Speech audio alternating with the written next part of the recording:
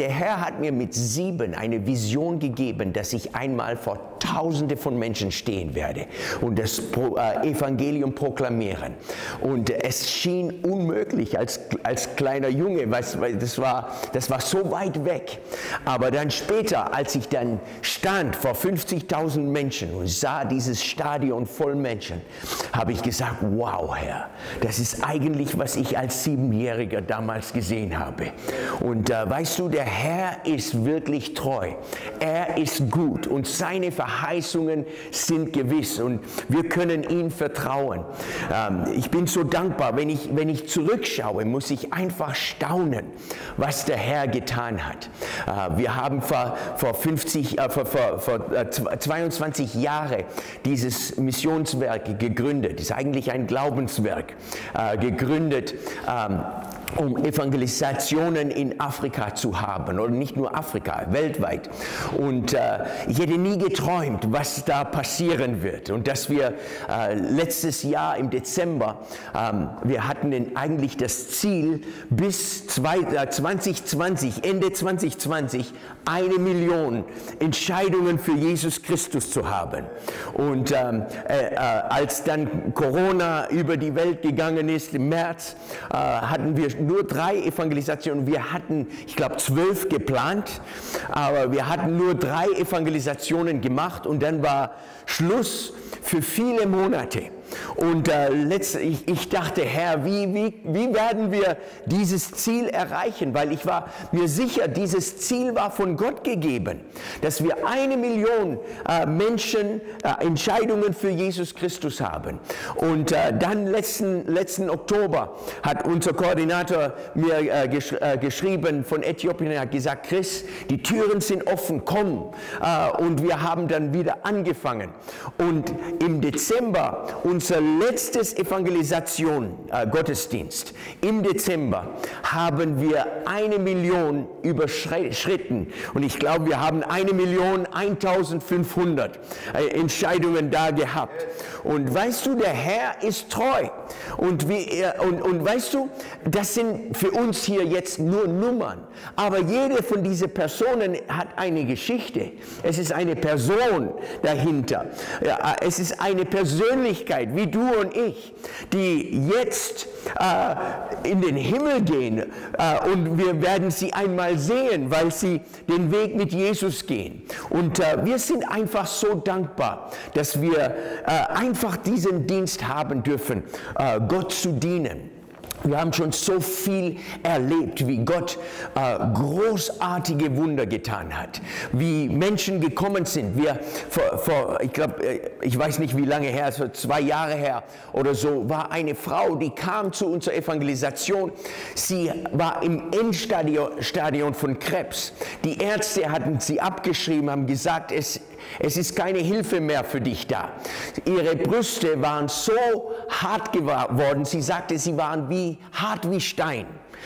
Und ich verstehe nicht, wie das alles funktioniert, aber sie kam zur Evangelisation, hatte so Schmerzen, dass sie sogar in den Knochen die Schmerzen gespürt hat. Das hat sie so gesagt. Und keiner kann das so richtig nachvollziehen, außer sie waren an der gleichen Stelle. Aber diese Frau stand da bei dieser Evangelisation und wir haben dann für sie gebetet. Eins von unseren Gebetskämpfer ist dann auf sie zugegangen und hat nur sie berührt und fing an, für sie zu beten. Und diese Frau fiel dann zu Boden und als sie aufgestanden ist, war alles weg, kein Krebs mehr. Ihre Brüste waren völlig normal geworden. Und wir haben nur den Herrn gelobt. Wir haben eine andere Frau, die auch zu einer von unseren Evangelisationen gekommen ist, mit einem riesen Tumor im Bauch. Immer haben sie zu ihr gesagt, bist du denn schwanger? Und ihr war es so peinlich, weil sie war alles andere als schwanger. Es war ein riesen Tumor der ihr ständig gewachsen ist, immer größer geworden ist. Und als sie dann kam nach vorne für das Gebet, wir haben für sie gebetet und als wir gebetet haben, kam die Kraft Gottes über diese Frau und dieses Tumor verschwand in eine Sekunde, es war weg. Und sie musste dann ihr Rock packen, weil ihr Rock wollte runterfallen, weil ihr Bauch nicht mehr so groß war. Ne? Sie musste schnappen, dass das nicht zum Boden fällt, ne? Und hat dann einen Knoten reingemacht, damit das hält, die Sache. Aber solche Dinge durften wir erleben, wie Gott große Wunder tut und derselbe Gott, der in Afrika wirkt, wird genauso hier in Sigmaringen. Halleluja! Ich liebe dieses Wort, der Name Sigmaringen, weil das Sieg drin hat. Ne? Halleluja! Mehr als Überwinder. Ich glaube, solche Dinge können wir einfach annehmen, sagen, Herr, in unserer Stadt proklamieren wir den Sieg Jesu. Halleluja, Halleluja. Amen. Aber wir konnten schon so viele Dinge mit Gott erleben und sind so dankbar. Weißt du, ich bin nicht jemand, der super sprechen kann. Ich denke oft an Paulus, wo er gesagt hat, ich kam nicht mit gutem Gerede und konnte mich super ausdrücken und alles Mögliche. Ich kam nur mit der Evangelium und mit der Kraft Gottes. Und das ist alles, was wir brauchen. Weißt du, Gott braucht nicht perfekte Menschen, sondern er braucht Menschen, die ihm unterordnet sind und die willig sind, ihm zu dienen. Und ich bin so, wenn ich zurückschaue, bin ich so dankbar. Jetzt haben wir neue Ziele gesetzt, haben gesagt, Herr, wir möchten sehen, dass mehrere Millionen zu Jesus kommen. Weil es ist wichtig, dass wir Ziele setzen im Reich Gottes. Einfach sagen, Gott, das glaube ich. Ich möchte einfach, was willst du, dass wir erreichen? Was für ein Ziel möchtest du, dass wir erreichen? Und dann im Glauben stehen und sagen, Herr, wir werden es sehen. Halleluja. Und trotz Corona, trotz allen Dingen dürfen wir erleben, wie Gott sein Wort hält. Amen. Amen. Und diesen Herrn dürfen wir dienen. Es macht große Freude, dem Herrn zu dienen. Und ich möchte heute Abend über ein Thema, über das Gebet sprechen und ganz besonders in eine Richtung. Viele Leute haben das Gebet ein bisschen abgeschrieben. Und wir sehen das in vielen Gemeinden.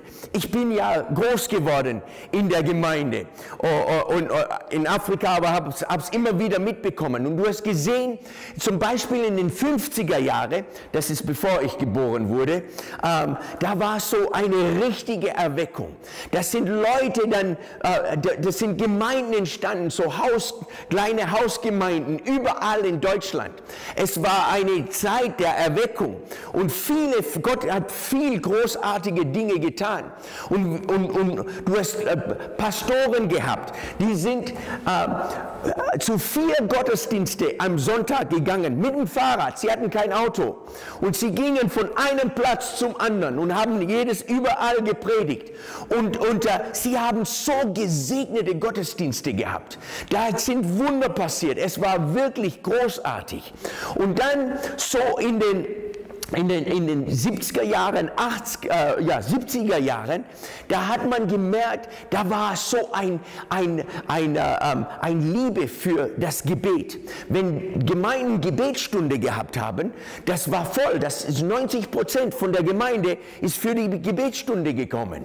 Und oft, gerade in der Erweckungszeit, hast du oft gesehen, dass an jeder Ecke gebetet wurde. Nicht nur in der Gemeinde, es war nicht einfach so organisiert, sondern Leute haben Gebetsnächte in ihre eigenen Häuser gehabt, haben ihre Freunde mit reingeladen und haben durch die Nacht gebetet. Einfach, weil sie Jesus lieb gehabt haben.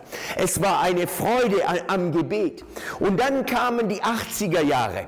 Und in die 80er Jahre ging so langsam das Feuer für Gebet zurück.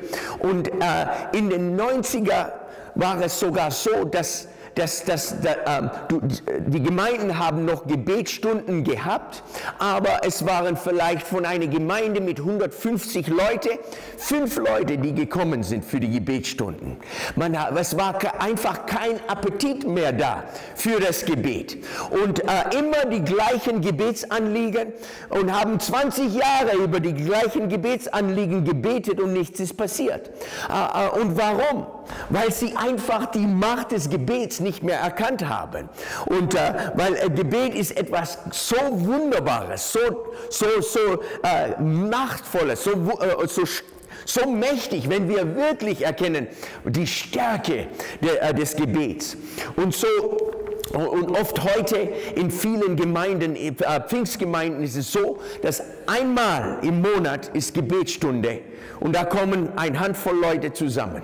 Und das ist die jetzige Realität. Aber ich glaube, dass der Herr dran ist, was Neues zu tun. Und das ist mein Gebet. Ich glaube, dass gerade diese Sache jetzt mit Corona, weißt du, der Herr sagt in seinem Wort, er führt alle Dinge zum Besten. Amen. Und ich glaube, dass er das gebrauchen wird. Viele Menschen leben in so viel Furcht, so viel Angst. Überall haben Leute so viel Angst und es geht weltweit. Ich sehe, wenn ich nach Äthiopien komme, haben Leute Angst. Wenn ich nach Amerika komme, Leute haben Angst. Deutschland haben sie noch mehr Angst. Überall ist, weil die Medien natürlich auch viel Angstmacherei macht. Und ständig es gibt so viele Dinge, wo Menschen wirklich in große Angst leben. Und wir haben eine Gelegenheit, die frohe Botschaft Menschen zu geben. Weil weißt du, wenn du weißt, wo du hinkommst, hast du keine Angst mehr. Weißt du, wenn wir leben, ist es für Christus. Wenn wir sterben, dann ist es Gewinn. Amen. Wir wissen, wo wir hinkommen. Und damit, da brauchen wir keine Angst haben. Und das ist, was mich begeistert, weißt du, weil ich hab keine Angst vor dem Tod. Ich weiß, wo ich hinkomme. Ich weiß, dass der mir erlöst hat, treu ist. Amen. Und wir dienen dem lebendigen Gott. Aber ich möchte heute über das Thema sprechen, wie wir Prophezeiungen und Dinge, die Gott uns gegeben hat, in die Realität beten können. Und viele Leute erkennen das nicht, aber bloß weil du einmal eine Prophezeiung bekommen hast oder Gott gesprochen hat in deinem Leben, heißt oft nicht unbedingt, dass das auch in Erfüllung gehen wird, weil wir Dinge einfach reinbeten müssen. Und ich möchte das vom Wort Gottes zeigen.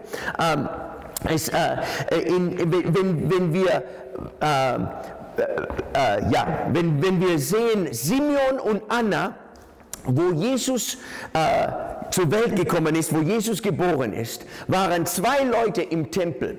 Und diese 2 Leute haben eine Lebensaufgabe gehabt.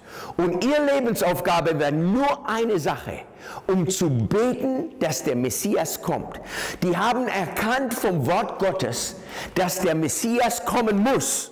Und sie haben dann sich hingegeben zum Gebet und haben gesagt, Herr, du hast versprochen, dass der Messias kommt. Bitte, sende den Messias. Das war ihr Gebet. Anna und Simeon. Und als Jesus dann zum Tempel kam, um ihn zu segnen, da am 8. Tag, und, hat Simeon dieses Baby in die Hand gehabt und hat gesagt, jetzt kann dein Diener sterben. Ich kann jetzt in Friede sterben, weil meine Augen haben es gesehen. Weißt du, er hat gebetet, es war seine Lebensaufgabe, für diese Sache zu beten, dass dieses Kind kommt und jetzt hat er es in der Hand gehabt. Es wurde Realität. Und er sah nicht einmal Jesus, er hat nie erlebt, wie Jesus Wunder getan hat. Er hat nicht erlebt, wie Jesus zum Kreuz gegangen ist. Er war sicher schon lange im Grab. aber er hatte für etwas gelebt und er sah, dass es gekommen war. Anna, genau das Gleiche. Die Bibel sagt, sie lebte im Tempel und diente Gott mit Fasten und Beten. Ständig Fasten und Beten. Und sie hat auch für den Messias gebetet und auch dieses Fröhlichsein, wo sie gesehen hat, Jesus ist da. Und genauso ist es wichtig, dass wir erkennen, Gott sucht Menschen in unserer Zeit, die die Sache Gottes hereinbeten, dass Gott große Dinge tut.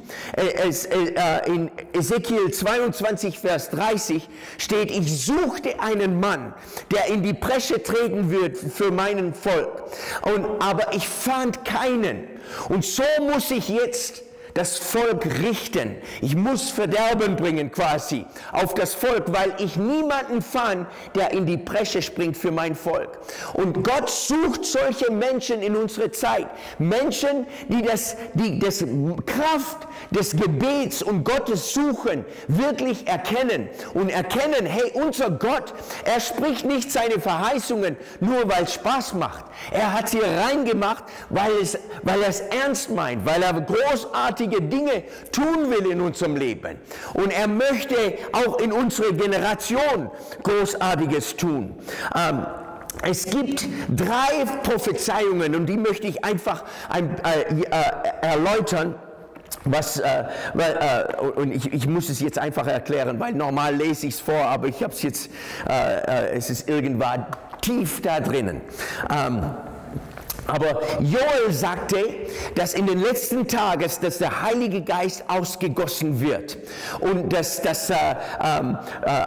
Menschen Träume haben werden und er wird seinen Geist ausgießen auf alles Fleisch. Und das begann zur Zeit des Pfingstens. Aber immer wieder haben wir gesehen, dass dieses Wort in Erfüllung kommt. Gott möchte seinen Heiligen Geist ausgießen, ganz neu, damit wir in der Kraft Gottes leben können, damit wir wirklich diese Generation auch erreichen können.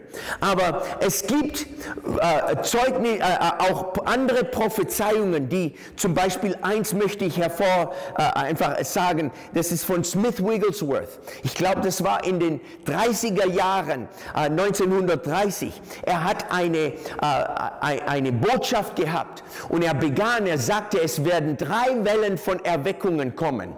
Und die ersten 2, worüber er schon gesprochen hat, sind schon gekommen. Aber dann sprach er von einer 3. Welle. Und er sagte, das wird die größte Erweckung, die die Welt jemals gesehen hat. Und er begann zu weinen, als er das sah und als er darüber sprach. Und er sagte, es wird so mächtig sein, dass in den Gemeinden, christlichen Gemeinden, dass der Heilige Geist so Raum bekommt, dass die Krankenhäuser gelehrt werden, weil Leute in den Gemeinden so Macht haben, dass die Kranke zur Gemeinde kommen, statt in den Krankenhaus zu gehen. Und weißt du, diese Prophezeiungen sind nicht Wunschdenken. Das wurde vom Heiligen Geist inspiriert, gegeben. Die Zeit kommt, wo die Krankenhäuser leer sein werden, weil Gott so mächtig wird in den Gemeinden, dass Leute zu den Gemeinden kommt. Und dann auch in Azusa Street, das war 1906, ging das los, diese Erweckung in Azusa Street. Und das war so mächtig, wie Gott da gewirkt hat in Azusa Street. Da war die Kraft des Heiligen Geistes so stark präsent, dass eine Wolke, diese göttliche Shekinah-Wolke, war im Raum zu sehen. Die Kinder haben damit gespielt. Es war die Herrlichkeit Gottes so stark im Raum. Und wenn diese Herrlichkeit Gottes da war, da geschahen Wunder außerordentliche Wunder. Einmal war es so stark, weil man liest im Alten Testament von der Herrlichkeit Gottes, die über der Stiftshütte war. Über der Stiftshütte war eine Flamme, wie ein Brennen. Und es hat nicht verbrannt, es war die Herrlichkeit Gottes. Und in Azusa Street geschah genau das. Die Herrlichkeit Gottes war auf dieses Gebäude und es sah aus, als ob das Gebäude brennt. Und die haben sogar die Feuerwehr gerufen. Und die Feuerwehr ist hergekommen und schaute das an und ja, das können wir nicht löschen.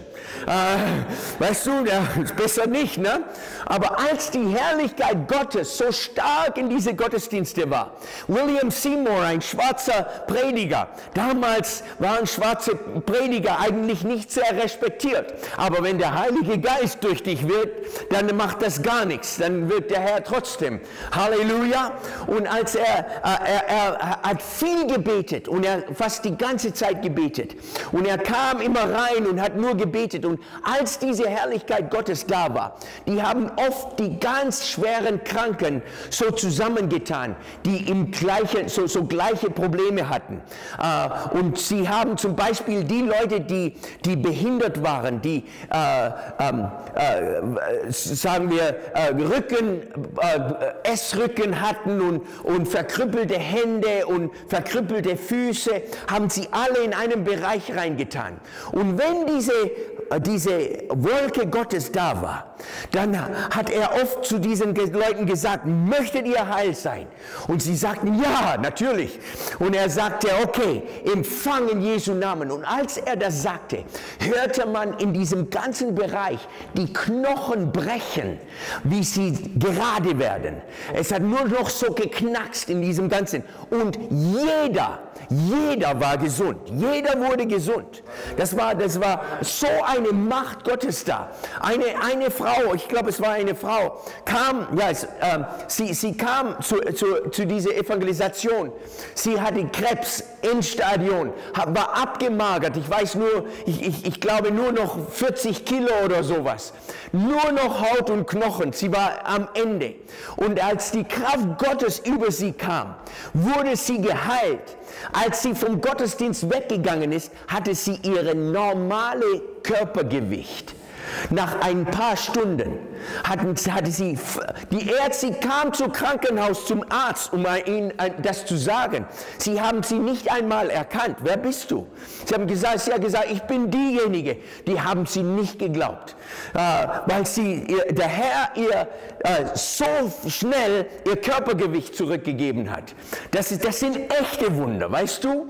Ein Mann war da in diesem Gottesdienst. Er hatte seinen Arm wurde abgehackt durch einen Unfall in der Arbeit. Und William Seymour unter die Salbung des Heiligen Geistes fragte ihn auf einmal, möchtest du deinen Arm zurückhaben? Und er sagte ja. Und dann sagte er, dann wachs in Jesu Namen. Und ein neuer Arm ist rausgewachsen. Weißt du, durch die Kraft Gottes, weißt du, wir denken, unser Gott vermag nichts. Unser Gott vermag alles. Er vermag viel mehr, als wir uns jemals denken können. Er ist der lebendige Gott. Halleluja, Halleluja, Halleluja, Halleluja. Und weißt du, was wir heute erleben, auch in Afrika, ist nur ein Tropfen von dem, was der Herr tun will in unserer Zeit. Und Gott sucht Leute, die bereit sind zu beten, dass Gott wieder ganz neu unser Volk heimsucht, mit Erweckung, dass Menschen erkennen, wie groß unser Gott ist. Halleluja. Durch diese Azusa Street Erweckung, da waren an einem Tag an verschiedenen Orten die gleiche Prophezeiung. Und es war so, dass sie gesagt haben, in 100 Jahre kommt eine Erweckung, die wird viel größer als diese Azusa-Erweckung. Weißt du, wenn du prophezeist in 100 Jahren, dann ist das ist großartig.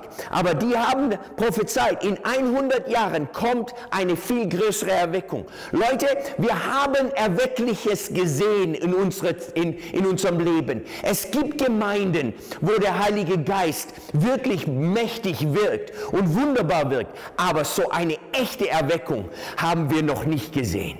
Und wir dürfen Gott sagen, Gott, du hast versprochen, du hast gesagt, dass du Erweckung schicken wirst. Und Herr, wir stellen uns auf dein Wort. Wir möchten es sehen, wir möchten es erleben, weil du der große Gott bist, der das Unmögliche möglich macht. In Daniel Kapitel 9, und ich möchte einfach da einen Text lesen von Daniel Kapitel 9. Wenn du deine Bibel dabei hast, dann öffne einfach mit mir zu Daniel Kapitel 9. Und ich fange bei Vers 1 an und da steht, das ist nur noch ein Beispiel, wie Gottes Wort hereingebetet wird. Daniel betet eigentlich für sein Volk. Und es steht da, der Meder Darius, der Sohn des Xerxes, war König von Babylonien geworden. In seinem ersten Regierungsjahr forschte ich, das ist Daniel, in den Heiligen Schriften. Ich las dort, wie der Herr dem Propheten Jeremia ankündigte, dass Jerusalem 70 Jahren in Trümmern liegen würde. Da flehte ich zu meinem Gott. Ich fastete, zog ein Trauergewand aus Sacktuch an und streckte Asche auf meinem Kopf. Ich bekannte dem Herrn den Schuld meines Volkes. Ach Herr, du mächtiger, ehrfurchtgebietender Gott, du hältst deinen Bund mit uns und erweist deine Gnade denen, die dich lieben und nach deinen Geboten leben. Doch wir haben gesündigt und großes Unrecht begangen. Was du wolltest, war uns gleichgültig. Ja, wir haben gegen dich aufgelehnt und deine Gebote und Weisungen umgangen. Und er geht durch er betet und es ist alles, du kannst es zu Hause lesen, er betet und tut Buße für sein Volk, er betet, Herr, vergib uns.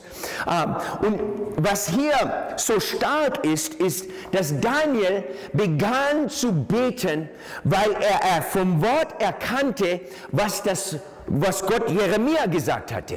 Weißt du, in dieser Zeit gab es in Israel den Nordbereich und Südjuda, also Israel und Juda.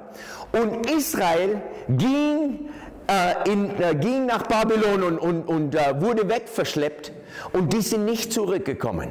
Die sind dort geblieben, sie hatten keine Prophezeiungen. Aber Juda hatte eine Prophezeiung. Und das war durch Jeremia gegeben, dass in 70 Jahre wird das Tempel Gottes wieder aufgebaut. Und Daniel las das und sagte, wow, es sind 70 Jahre vergangen. Jetzt ist die Zeit. Und er begann, Fürbitte zu tun für sein Volk. Und ich möchte aus dieser Geschichte mit Daniel ein paar Punkte hervorheben, was uns helfen kann, zu beten für unser Volk, für unsere Generation. Weißt du, der Herr hat dich hierher gestellt, weil du wichtig bist, weil du eine Aufgabe hast. Und es ist mehr als für deinen Chef zu arbeiten und Geld zu verdienen, Hähnchen essen und Sauerstoff zu verbrauchen. Der Herr hat viel mehr für uns. Er möchte unser Leben gebrauchen und damit unser Leben wirklich einen Unterschied macht in unserer Zeit. Daniel, das Erste, was wir von Daniel lernen können, ist, er hat das Wort Gottes als Fundament gebraucht für seine Gebete. Er stand auf Gottes Wort. Er sagte, Gott, du hast gesagt und ich werde es erleben. Und er hat hat es dann auch wirklich auch gesehen, was Gott getan hat. Gott möchte, dass wir, wenn wir wirklich Gott erleben möchten und Erhörungen unserer Gebets erhört haben, dann müssen wir einfach uns auf Gottes Wort stützen. Wir haben einen jungen Evangelisten vor ein paar Jahren gehabt, der zu uns gekommen ist nach Äthiopien zu einer Evangelisation. Und er ist gesegnet und betet auch so gerne für Kranke. Und während wir für die Kranken gebetet haben, ging er auf einen tauben Mann zu. Der Mann war völlig taub, hat nichts gehört. Er hat einfach gedeutet und er merkte, okay, dieser Mann hört nichts, er möchte hören. Und so hat er dann seine Hände auf seine Ohren gelegt und hat für den Mann gebetet, hat gesagt, im Namen Jesus, öffnet euch, Ohren öffnet euch. Und es ist nichts passiert. Und dieser junge Mann ist dann weggegangen, ganz enttäuscht irgendwie. Herr, das darf nicht wahr sein, dass wir für Leute beten und sie werden nicht geheilt. Und er hat dann sein Handy rausgeholt und hat das Wort Gottes aufgeschlagen. Und er sagt, alles, wofür ihr bittet, werdet ihr empfangen. Ihr werdet Hände auflegen und die Menschen werden gesund. Und er hat dann das Handy so nach Himmel gehoben und hat gesagt, Herr, du hast es gesagt, dass du heilst. Und Herr, ich stehe auch jetzt auf dein Wort. Und ist dann zurückgegangen zu diesem Mann, hat ihn ein zweites Mal die Hände raufgelegt. Und in diesem Moment sind die Ohren aufgegangen und der Mann konnte perfekt hören. Weißt du, warum? Weil er sich auf Gottes Wort gestützt hat. Weißt du, wenn du ein Wunder brauchst, such Gottes Wort. In den USA ist eine Frau, sie war schwer krank mit Krebs und hatte viele Behandlungen durchgemacht und als sie dann das letzte Mal beim Arzt war, hat der Arzt gesagt, du hast 6 Wochen zum Leben und es ist keine Hoffnung mehr für dich. Und diese Frau war eine Frau von einem Pastor. Sie ging nach Hause und hat dann jedes Vers in der Bibel rausgeschrieben, wo sie über Heilung finden konnte. Und begann sie, die überall in ihrem Haus aufzustellen. Und jedes Mal, wenn sie irgendwo hinkam, hat sie diese Worte proklamiert, hat gesagt, dein Wort sagt, ich werde nicht sterben, ich werde leben. Und dann ging sie und sie hat immer wieder proklamiert. Und jetzt 25 oder sogar 30 Jahre später lebt sie immer noch. Und sie ist völlig gesund, ohne irgendeine Therapie oder eine ärztliche Hilfe, einfach durch das Wort Gottes. Wir haben eine Kraft im Wort Gottes. Das Problem ist, dass so viele Christen das Wort gar nicht kennen. Wir möchten sie in Predigten hören, aber wir möchten nicht selber für Gold graben. Es ist wichtig, dass wir selber für Gold graben. Amen. Dass wir Gottes Macht erleben. Das Zweite, was Daniel gemacht hat, ist, er hat mit Erwartung gebetet. Er hat erwartet, dass Gott antwortet. Und er blieb einfach dran. Gott musste antworten, weil es im Wort stand, dass Jerusalem wieder aufgebaut wird. Und er hat einfach ist dran geblieben, mit Erwartung gebetet. Ich habe eine Geschichte gehört im Westen in den USA. Da war eine Gegend, die hatten gerade eine sehr große Dürre. Es war kein Regen mehr da. Und sie haben sich dann versammelt in der Gemeinde, um für Regen zu beten. Und unter anderem war ein kleines Mädchen gekommen und sie hatte einen Schirm dabei. Und jemand fragte sie, warum hast du eigentlich deinen Schirm mitgebracht? Sie sagte, ich dachte, wir beten für Regen. Ich muss wieder nach Hause kommen. Weißt du? Und dieses Mädchen kam mit Erwartung. dass Gott antwortet. So viele von uns, wir beten ohne Erwartung. Und wir denken, wir sind ganz überrascht, wenn der Herr antwortet. Und ich war auch schon an diesem Punkt, dass ich sehr überrascht war. Aber Daniel betete ohne aufzuhören. Er gab nicht auf. Weißt du, wenn du betest, dann kannst du dranbleiben und erwarten, dass Gott Dinge tun wird, aber nicht aufhören, bevor der Herr antwortet. Daniel betete für 3 Wochen, hat gefastet, gebetet und blieb im Gebet.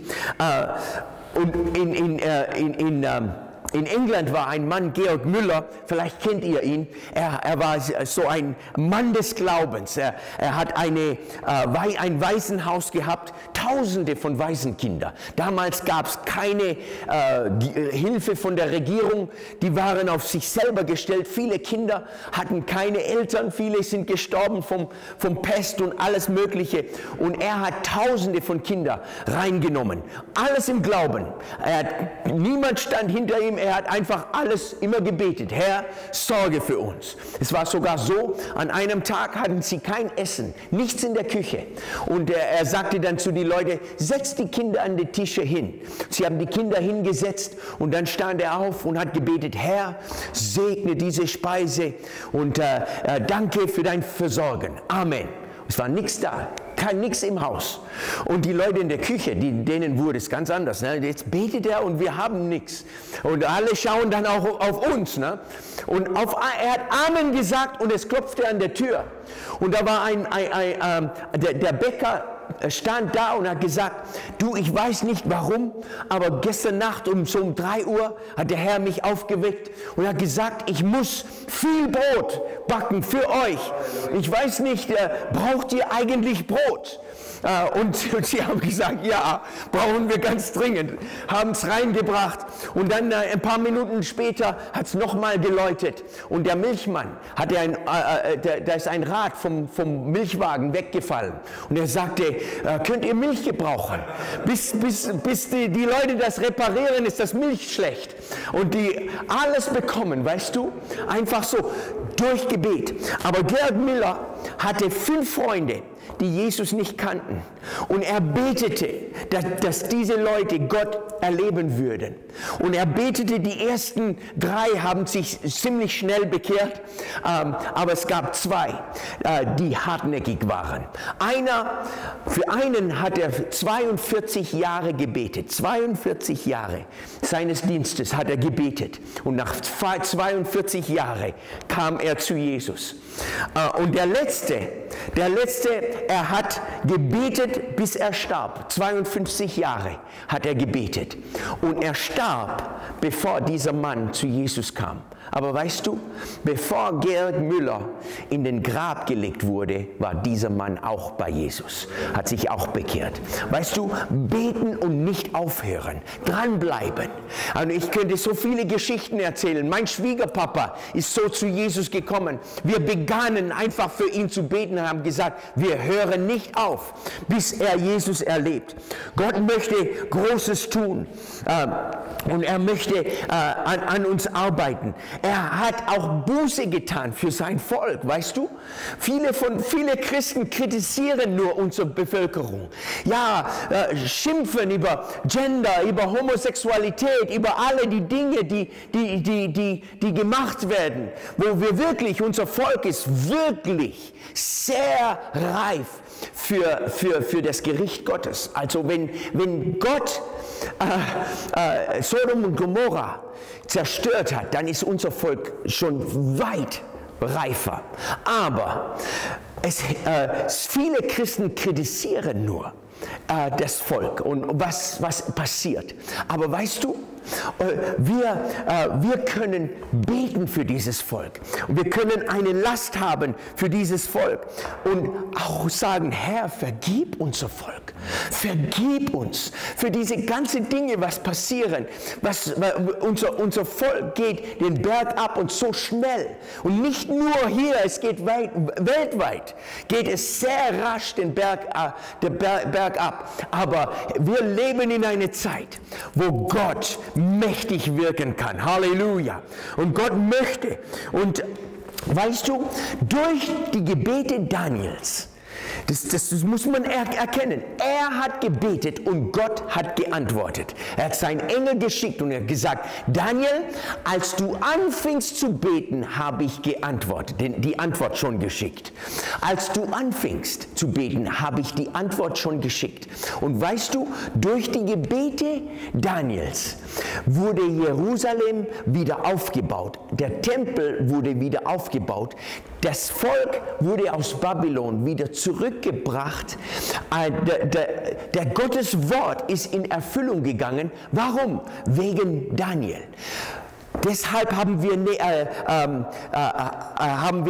Haggai, Esra und die ganzen Bücher in der Bibel, weil Daniel gehorsam war. Die ganze Aufbau von Jerusalem, die ganzen Bücher sind da, weil Daniel gehorsam war.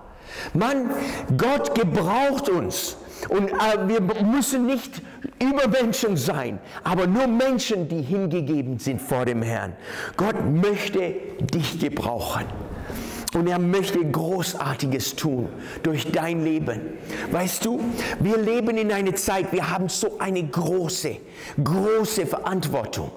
Diese Generation, die jetzt lebt, ist unsere Verantwortung.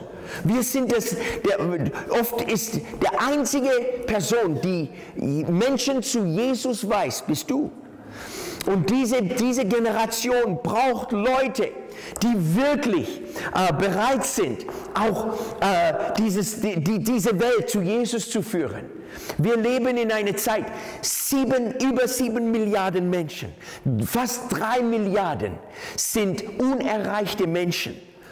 3 Milliarden, 1/3 von der Welt, unerreichten Menschen. Es gibt eine App, joshuaproject.net. Wenn du da kannst du eine App downloaden, wo du jeden Tag eine neue Volksgruppe hast. Es gibt über 7600 Volksgruppen, die unerreichte Menschen sind. Und Leute, das sind Menschen, die sind geboren, die leben ihr ganzes Leben und sie sterben, ohne jemals das Evangelium zu hören. Jemals. Nicht einmal den Namen Jesus. Viele Bereiche haben noch nie den Namen Jesus gehört. Und diese Leute leben ihr ganzes Leben. Und weißt du, viele Leute sagen, ja, ich glaube, dass der liebe Gott dann Gnade haben wird mit so einem unschuldiger Mensch, der vielleicht in den Jemen lebt und er hat niemand was getan. Gott wird schon Gnade haben mit ihnen. Aber weißt du, die Bibel sagt, wenn es tatsächlich ein unschuldiger Mensch gibt in Jemen oder in ein anderes Land, dann wird Gott Gnade haben. Aber die Bibel sagt, es ist keiner gerecht. Wir sind alle schuldig vor dem Herrn. Jeder ist schuldig. Ohne Jesus geht jede Person in die Hölle für alle Ewigkeit. Und weißt du, wir haben diesen Auftrag, diese Menschen die frohe Botschaft zu geben. Und wir müssen, weißt du, in unserer heutigen Zeit ist es so, ich sage es einfach so, wenn wir 100.000 Euro für die Arbeit Gottes bekommen, für die Gemeindearbeit oder für die Arbeit Gottes generell bekommen, dann wird am Ende kommt 3% für Missionsarbeit, das sind von den Missionsgeldern. 96% wird für die eigenen Zwecke gebraucht, für eigene Gemeinde, eigene Sachen. Und nur 3% kommt eigentlich in die Mission. Und von diesen 100.000 am Ende kommt 1 Euro für unerreichte Menschen, um diese zu erreichen. Die Leute, die es am meisten brauchen, bekommen das wenigste ab. Und Leute, wir können nicht so weiter. Wenn ich dieses App anschaue, jeden Morgen ist das Erste, was ich mache, ich bete für diese Völker. Es bricht mein Herz. Leute, 0% bekehrte Leute, 0%. Du siehst Volk um Volk um Volk um Volk. Diese Leute haben kein Evangelium. Und weißt du, wir sitzen hier heute Abend, haben ein schönes Gottesdienst. Wir genießen die Gegenwart Gottes. Aber weißt du, irgendjemand hat für dich bezahlt. Jesus hat das Erste bezahlt. Er hat sein Blut gegeben, damit wir frei sein können. Aber es gab in der ganzen Geschichte immer wieder Leute, die haben ihr Leben gelassen und einen teuren Preis bezahlt, damit wir hier heute sitzen können und das Evangelium haben. Und oft schauen wir auf das Evangelium, als ob es so wenig wert ist. Leute sind dafür gestorben, damit du das hast. Und in unserer Zeit ist es dran, dass wir beginnen, einfach Gottes Herz zu erforschen und sagen, Herr, wenn es für dich wichtig ist, dann muss es auch für mich wichtig sein. Und lass uns einfach Gottes Herz neu erkennen. Er möchte Großartiges in deinem Leben tun. Halleluja. Lass uns gemeinsam aufstehen und ins Gebet gehen.